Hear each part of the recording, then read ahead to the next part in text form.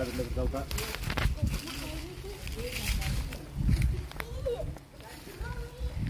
एवढा मोठा फणस या वर्षातला सर्वात मोठा म्हणावा लागेल.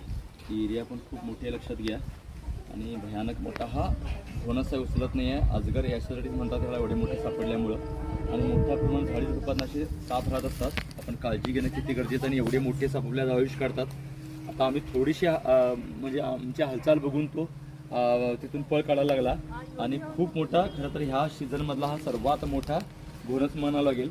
आणि जवळपास 10 घोणस आम्ही ह्या एरियामध्ये पकडले. शिवतीच अपार्टमेंट, शिवतीच कॉलनी हे एरिया आहे, लक्षात घ्या.